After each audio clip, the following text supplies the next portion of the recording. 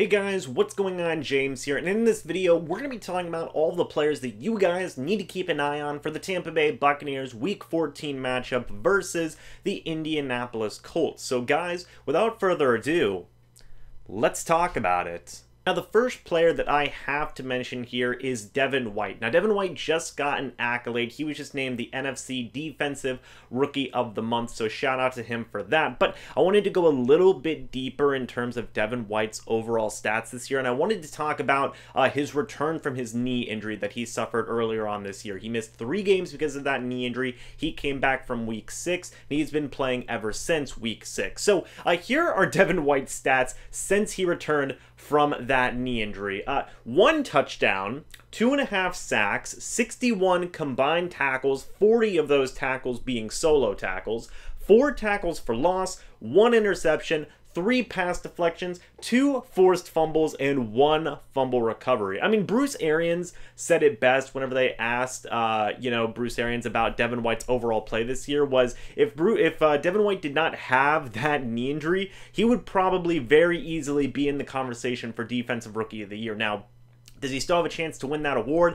I would say no, but I would also like to say that we have seen players not play a full season and still be able to win Offensive and Defensive Rookie of the Year awards. I believe it happened with Odell Beckham, and I believe it also happened with Todd Gurley as well. So, hey, anything is possible at the end of the day. So, maybe Devin White still has the chance to win Defensive Rookie of the Year, but ever since returning from his knee injury, he has been playing like an absolute machine. It's been awesome to see. He's been everywhere. He's been recovering fumbles. He's been forcing fumbles. He's been getting interceptions. He's been scoring touchdowns. He's been getting combined tackles, and he's been getting solo tackles. Devin White has been absolutely all over the field this year, especially ever since returning from his knee injury, and he's definitely going to be having one heck of a matchup versus the Indianapolis Colts, who are a pretty solid team overall. I will talk about more of that team later on in the preview video that will be going up after this video, but yeah, the point I'm trying to make is Devin White, he's been an absolute beast since he returned from his knee injury, and he's starting to look like, that number 5 overall pick. I know a lot of people were saying, oh, Devin White's breaking out, but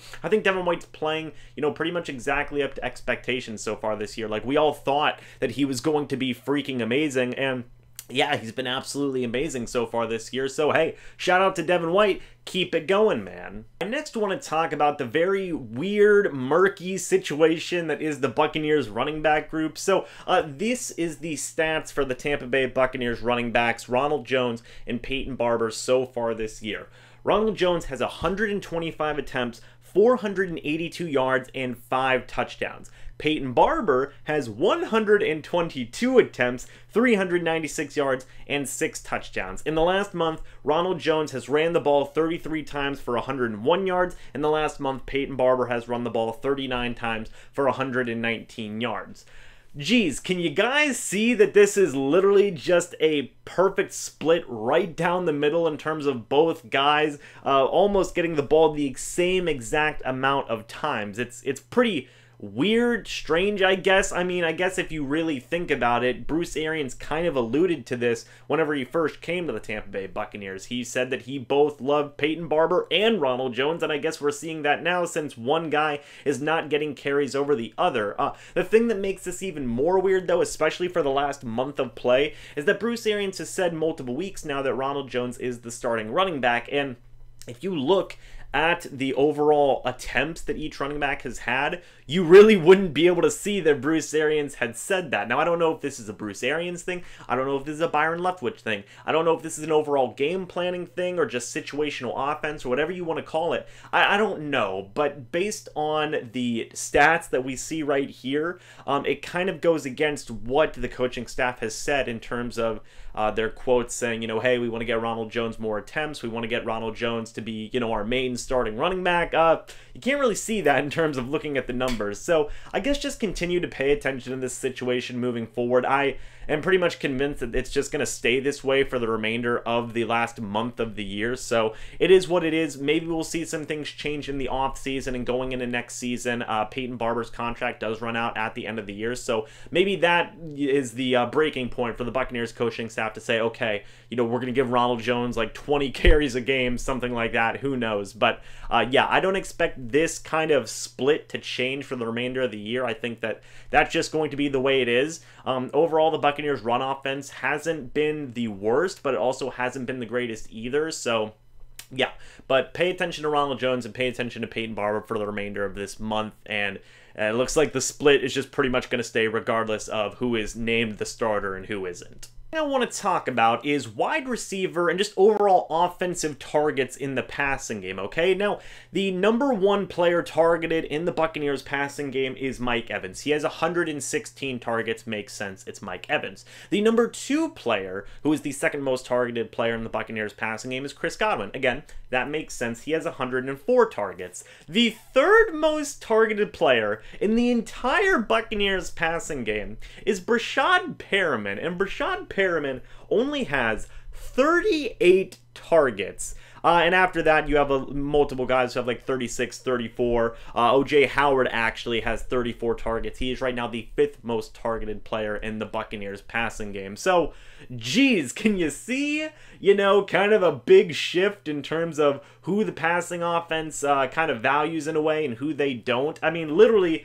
that's what? A 60 to 70 target difference, to even 80 target difference in terms of, you know, Mike Evans, Chris Godwin, Breshad Perriman, O.J. Howard. But the reason I pointed all that out is because things got, you know, going a little bit in terms of O.J. Howard and Breshad Perriman last week. Breshad Perriman finished last week with 5 receptions for 87 yards. O.J. Howard finished last week with 5 receptions for 61 yards. So, yeah, there's been that insanely big divide in terms of targets between Mike Evans, Chris Godwin, and then everybody else in the Buccaneers passing offense. But will we see that kind of change moving forward with the emergence of guys like Breshad Perriman and O.J. Howard last week? Maybe. I did, you know, kind of think like, okay, yeah, maybe this could be the start of something moving forward, especially in the case of O.J. Howard, because after the game last week, Bruce Arians kind of alluded to O.J. Howard being the third weapon in the Buccaneers passing offense. Again, if you just look at the targets, you wouldn't even be able to notice, but the point I'm trying to make here is that pay attention to Breshad Perriman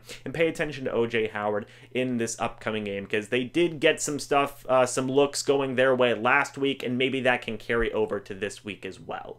Next player I want to talk about, you all know who it is, Shaq Barrett. And, you know, I really don't think I've delved into Shaq Barrett's, like, overall stats that much this year, so I just wanted to say them right now. Shaq Barrett has 14.5 sacks, that leads the Tampa Bay Buccaneers. 6 forced fumbles, that also leads the Tampa Bay Buccaneers. It also leads the NFL, same with the sack numbers. 26 quarterback hits, that leads the Tampa Bay Buccaneers, and I believe it is third in the NFL right now. And then 13 tackles for loss, which again leads the Tampa Bay Buccaneers, and I believe it is fifth in the NFL. Now, the reason I just named all of those stats is because Shaq Barrett's an absolute monster of a pass rusher, and he is totally going to be getting re-signed at the end of the season. If you don't agree with that, I don't know what to tell you. But mainly the big stat here is 14.5 sacks. Warren Sapp's season sack record for the Tampa Bay Buccaneers was 16.5 sacks. Shaq is only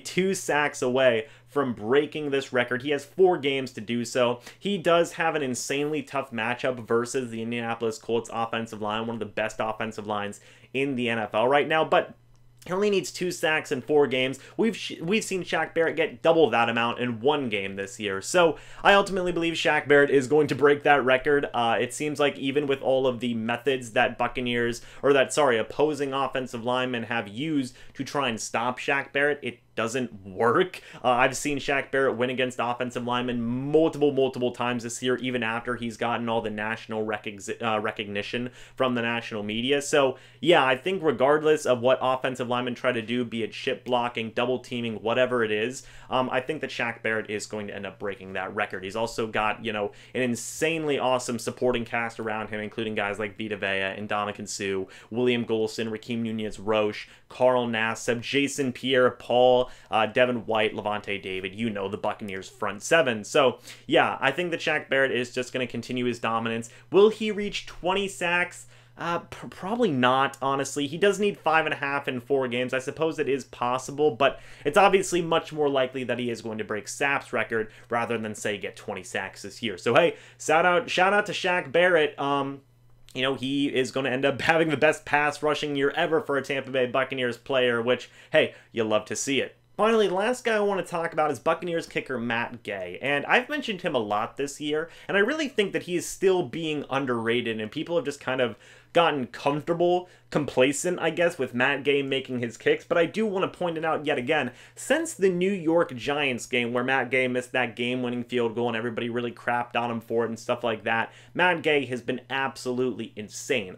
Since that game, Matt Gay has gone 16 of 17 for field goals. That is a 94.1%, field goal efficiency. And then in terms of extra points, he's 24 for 27, 88.9% of his extra points made. I believe all three of them being in one game, and I believe that was against the Atlanta Falcons. So yeah, the point I'm trying to make here is that Matt Gay, he needs more recognition and he needs more credit for being as good as he has been for the Tampa Bay Buccaneers. And I know people are going to say, oh, well, he's just doing his job. He's the kicker. Who cares? I care, because do you know how long we have gone without having a kicker with this good of stats? It has been years, literally years, guys. Okay, we have had so many kickers for so many years. We're averaging a kicker change per year, guys, okay? And we now finally have somebody who has put up the amazing stats that Matt Gay has had, and I think that that deserves recognition, and I think that that deserves credit. Matt Gay, he is one of the better kickers in the NFL right now. I believe he's a top 5 to even like top 8 kicker in the NFL right now in terms of field goal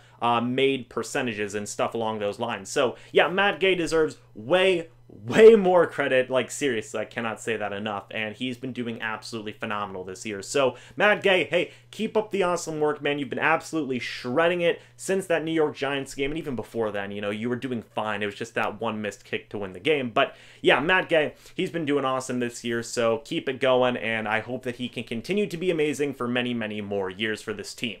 But guys, that's it for this video. Let me know what you think about all the players that I mentioned down in the comment section below. What do you think about Matt Gay? What do you think about Shaq Barrett? What do you think about the Buccaneers rushing attack and passing offense in terms of guys getting targets and guys getting carries and stuff along those lines? And then finally, what do you think about Devin White, him winning the NFC Defensive Rookie of the Year award, and just him having this insane play since he returned from that knee injury? Let me know what you think about all that down in the comment section below. Again, thank you guys so much for watching this video. Hope you all enjoyed, but until the next video or the next live stream, I'll see you guys in the next one. But until then, and as always, guys, goodbye for now, and go Bucs!